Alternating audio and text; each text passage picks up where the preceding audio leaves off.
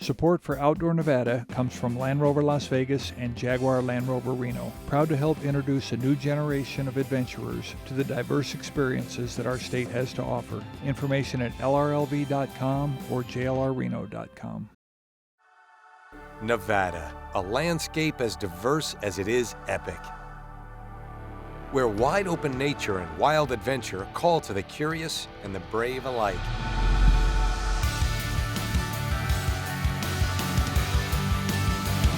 I declare this Fire and Ice Festival officially open. Snow becomes art right in front of my eyes. It's the Fire and Ice Festival in Ely. It's almost hard to remember that you're in a desert out here. Yeah, it is. It's remarkable. We're just a few miles from the border of Death Valley National Park, which is the hottest, driest place in the Western Hemisphere. I find an oasis in the middle of the Mojave and get myself a date, or at least a date milkshake. I thought it would be really cool to teach you what to do if you don't have all the first aid kits, how to light a fire and all this stuff. In Overton, my friend Stoney puts me through the test of surviving in the desert.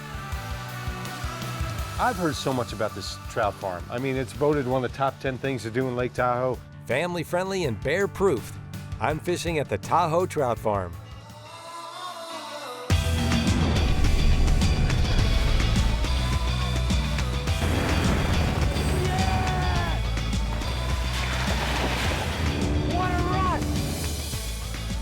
I'm John Byrne. I have a passion for the outdoors. Today we're in the Valley of Fire.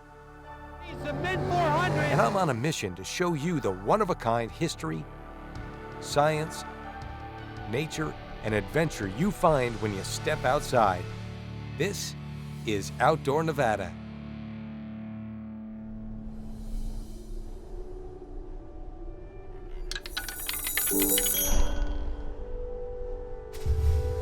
Typically, Cave Lake outside of Ely, Nevada is the place to come for peace and solitude, but not today. Today, it's the Fire and Ice Festival. Let's go take a closer look.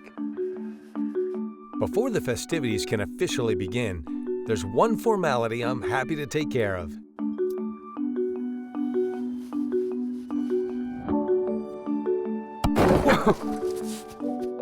I declare this Fire and Ice Festival officially open.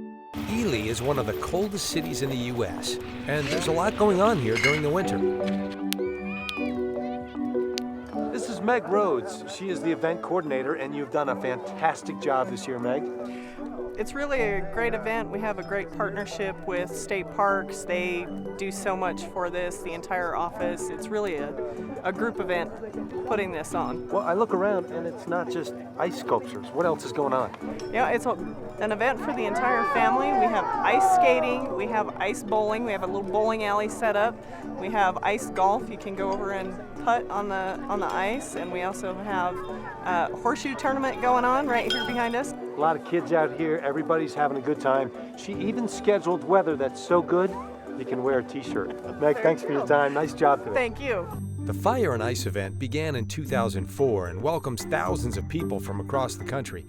There's also a lot of local competitors. This is Melody Van Camp, and Melody, tell them what you do for the city of Ely. I am the mayor of the city of Ely. The mayor is The out mayor. here competing. What does it take to win this thing? What do you have to do? Well, you have to know how to sculpture. And I can't do that, but I'm a really good heaver of the snow. And I brought my sister, and she's the sculptor, and I will do what it takes to help her out. Now, for all the people of Nevada that have never been to Ely, Oh my God, they're what missing out. do you want to tell them? We are in the middle of nowhere, but the center of everywhere. Summer doesn't stop here. You need to come and visit us in the winter because we have lots of things to do. It's beautiful. Lots doing in Ely, and I don't want to take any more of your time because then if you don't win, you'll blame it on me. So It's true. I got Good an luck, excuse. Melody. Thank you. Thanks for your time. Enjoy. Things are heating up in this winter wonderland as dozens of sculptures are being created by some very talented people.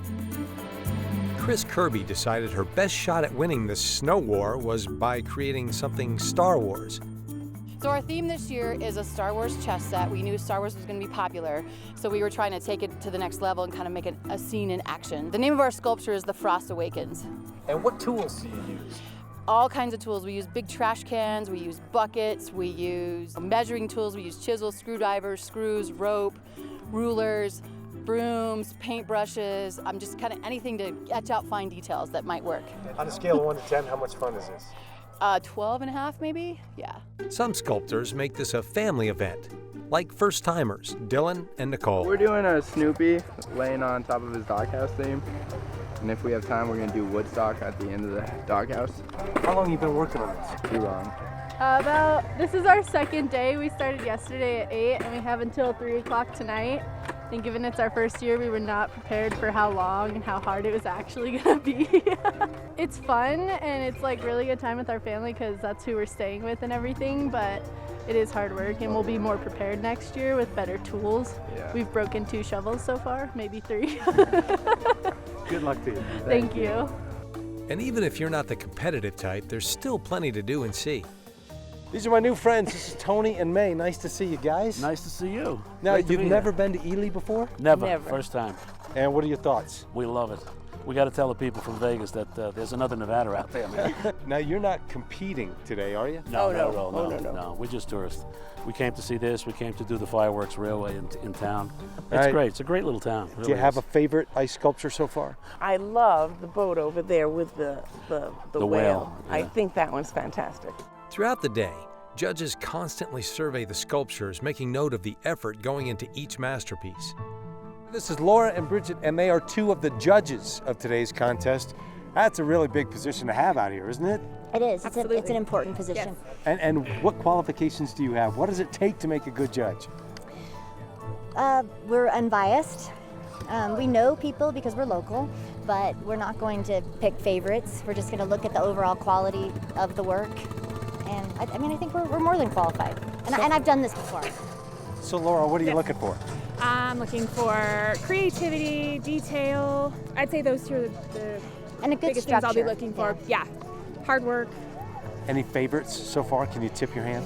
No favorites. We're going to walk around. We're going to have some other judges, and we don't even really tell each other what our favorites is until we get done. When we get done, we tell them what our favorites are, and then we go. Have you ever tried this? No, we were just talking about it. We were thinking we should, but it looks like a lot of work. It is a lot of shoveling and scraping, smoothing and grooving, but in the end, a pile of snow becomes a piece of art. Well, it turns out that everybody's a winner. Anybody that entered today, the state assemblyman is giving them $50. This was one of the first place winners. There were 2 who gets $750. What a great day on the ice out here.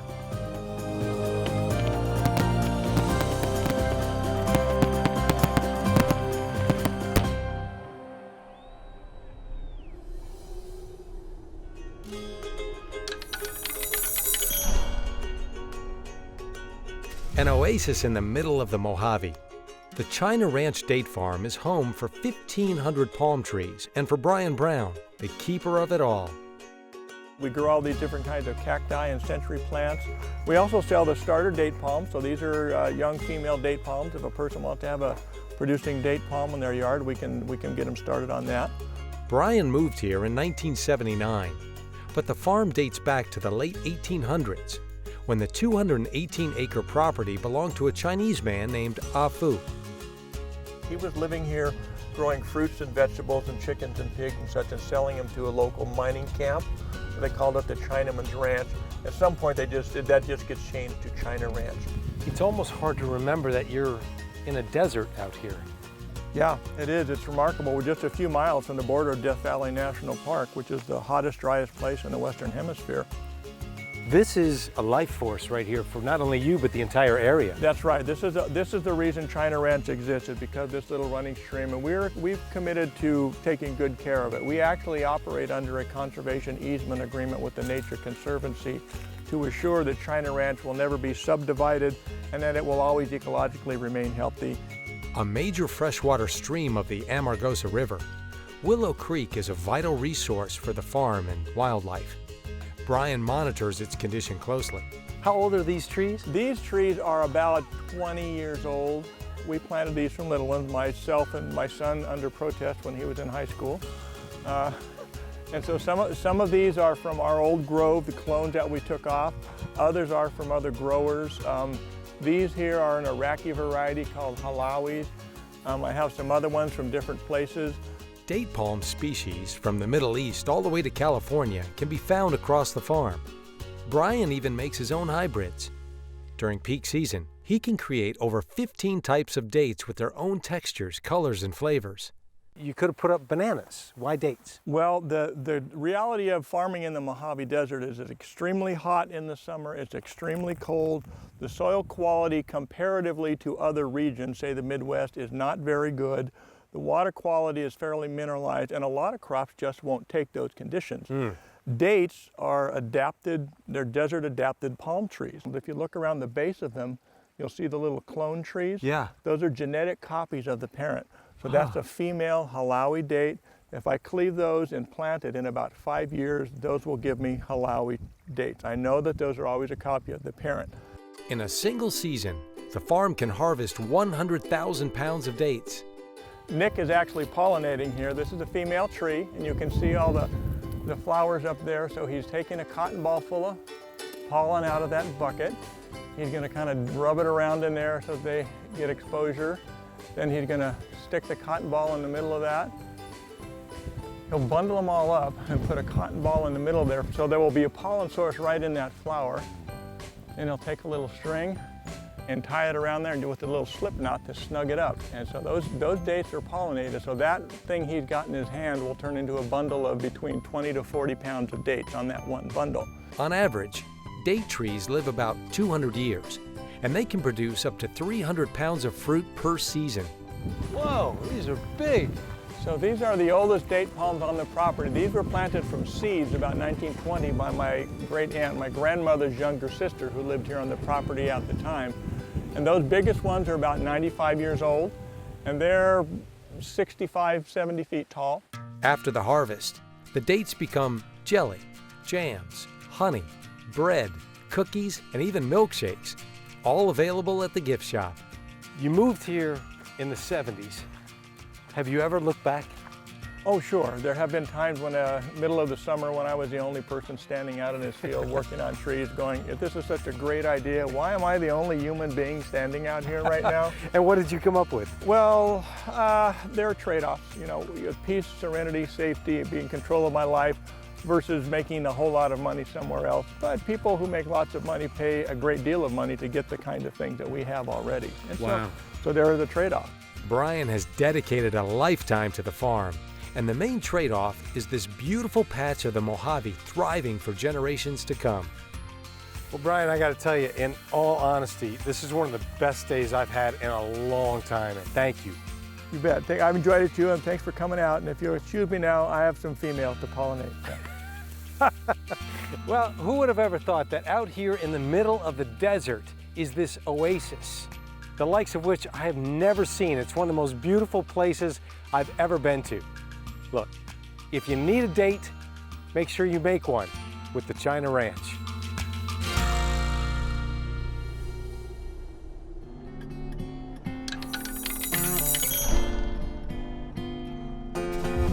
Today we go from adventure mode to stripped down survival. Hey, Stoney! What's up, man? How are you? I'm so glad to see you. My friend Stoney Ward coaches team building events and survival lessons. Well, I thought it would be really cool to teach you what to do if you don't have all the first aid kits, how to light a fire and all this stuff. So we're going to do some high adventure today and put you through a challenge. I knew I could count on you. Hop in, let's go. Generally speaking, if you're outdoors and you're in trouble, what are the top 3 needs you got to start thinking about right away? Shelter, fire, water. You know, it's amazing because we're out here in the desert. It's hot, it's dry. You're not thinking about fire, but it's essential that you get this going as quick as you can. So break it down. What are the steps to making a fire, really? Well, when you start a fire, you need kindling so you can get the spark going and get the fire going. And then you get wood, and then you just keep stacking it up and just, get it going well. And it takes patience. Patience is the key. Once the fire is out, we join a group of survivors and Stoney shows us some first aid tricks. So, if you ever get hurt in the desert, sometimes you forget your first aid kit and stuff. So what our goal is to educate you to use what's on your back. So your shirt, your pants, stuff like that. And then you look around in your surroundings and you can find sticks. So what they're doing is actually building a stretcher out of 2 sticks and pants. Would it hold me? Let's give it to a test All here. right, let's find out. Okay, so I've been injured. I'm no help at all. All right, guys, let's work as a team here. Okay, 1, 2, and 3, lift up. Oh yeah, that's a piece of cake, at least for me. Okay, the other thing you always want to do is make sure that the arms are secured in the middle, especially if you have a back injury or something, so that we're very stabilized, okay? 1, 2, 3, let's move. 1, 2, 3. Okay, that's good enough, man. Absolutely. Let's sit them down. Stoney, that feels really secure, really strong, really comfortable. And I'd be confident that you could probably get just about anybody out of trouble by using these resources that would be readily available to you. Yeah, and that's even when you're on the water. You can use your life jacket, your paddles. There's so many different techniques that you can use in the environment. Much of survival seems to be a test of will. How tough can you be, and how far would you go when desperately hungry? All right, so, Stoney, we're walking through the desert. Right. We're in a little bit of trouble here, right? Yes. So, we've got to find a food source. Yeah, so in the desert, there's all kinds of different bugs and stuff like that. You got grasshoppers, you can find worms. So we're gonna build you up here. Okay, good. Let's okay, start these slow. are just crickets right here, okay? And just like popcorn, man, just watch. Ready? 1, 2, 3. Go! Okay. Survival! You know what? I can do that. If I gotta live on that, I can do that. That's not that bad. In a real-life situation, you probably wouldn't need to eat bugs. It would be days before lack of food could seriously affect you. This isn't about nutrition, though. It's about mental toughness. It's not something I'd snack on at the old ball game, but if I'm struggling out here and I gotta find a way out of this, I can do that. That's totally doable. In our Western culture, eating bugs seems unappetizing, but many people around the world eat and enjoy them. That was a little tough, but you get the point. You know, we got everything out here. You can eat a worm, a cockroach, a grasshopper to get you through the day. I've survived the worms, but I still have one final challenge. Oh my gosh, Stoney, what are you getting me into here? Well, this is a ropes course, but we're gonna do something a little bit different today because we're in the survival, you know, how to deal with circumstances. All right, so what do we do? Well, I'm not gonna tell you that because then you would know what would happen. In survival, you don't have that. That's a good point. All right. I got this feeling I'm gonna learn a lot today, whether I want to or not. We're gonna be walking over a lava fall, and we have to work together across this cable. Stoney is serious about giving me a real sense of stress and fear. Whoa! Whoa! Okay, calm down. I'm good. Okay, if we fall, we're gonna be in a very bad position. Okay. Okay, we're going to hit the ground and we're gonna get burned up. Stoney's crew sets off smoke flares. It gets hard to see and breathe. All right, dude, your eyes are burning? Yeah. Here, let me help you out real quick. No, Stoney, Okay, are you serious? Now you can't see, right? I can't see a thing. Then he blindfolds me and starts screaming. Whoa. All right, I'm good. All right. Okay. I feel like I'm 10,000 feet in the air, Stoney. All right, I'm gonna take your blindfold so you can see what you just went through, okay? Okay, take it off. All right, dude, here you go. Holy cow. Today's lesson: there's only one thing you absolutely need in your survival kit: your head. Stay calm and think it through. Everything can be used to solve problems, even your pants. Remember, always hooked on at all times, right? Right on. All right, man. Hey, Stoney, thank you so much. What a day. Oh, man, you ready to go down on a zip? Yeah, I'm gonna have some fun. All right. So today, we learned to find a food source, we made a stretcher, we learned a little bit about mental toughness, all things you need to know when you're exploring outdoor Nevada. I think I'm gonna take the quick ride home. See ya.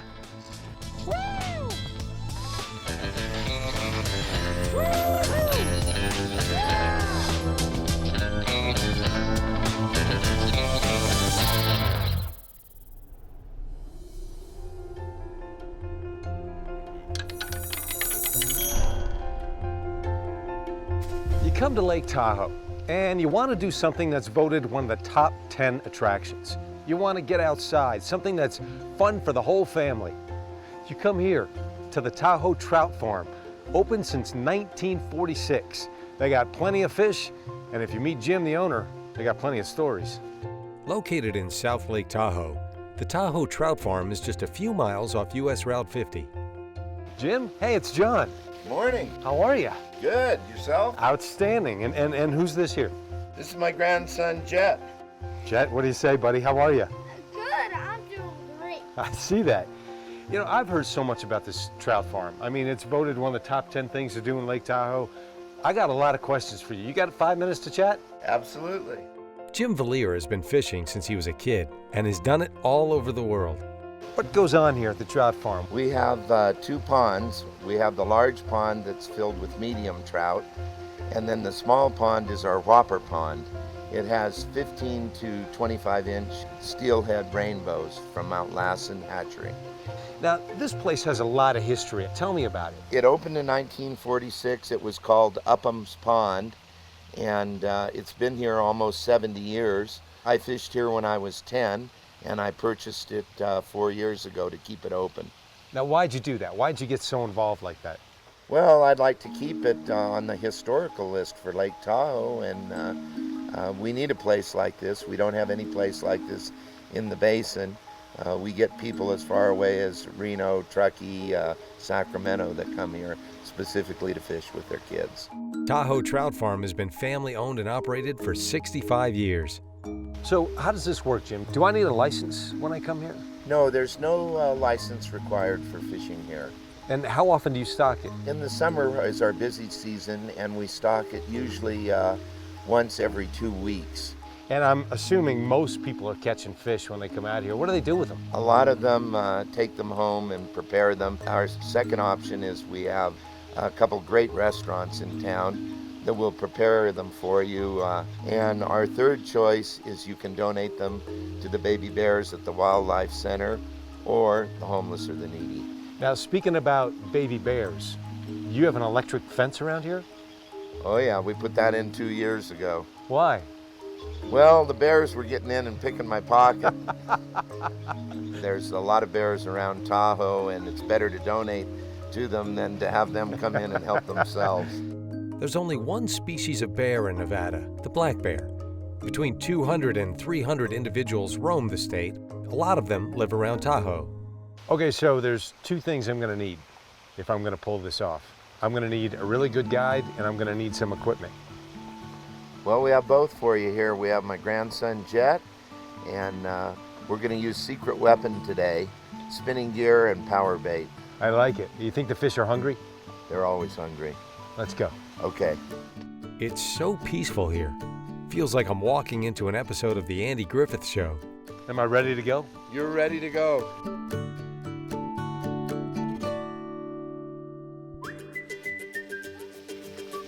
Got him. Ah. You ready, Jet? You ready? Hey. All right. Hey, Jet, we did it. Oh, look at how beautiful it is. A good start, but I can do better. Jim helps me bait my hook one more time. All right, fishy. All right, buddy. Gosh, that doesn't take long. Wow. All right. Look at him. All right, I'm gonna bring him in. Wow. Wow, he knows how to play. Did you get him, Jet? Oh, I'm gonna bring him in. You got him? Yeah, Jet. All right, buddy. Jet flies in from out of state every summer to help his grandpa. He even has his own tip jar. You know what, Jet? I've had my fun, man. I think I've proven my point as a fisherman. I'd like to see what you can do. You want to give it a shot? Sure. Let's trade. Good luck, pal. We're all counting on you. Go get yourself a fish.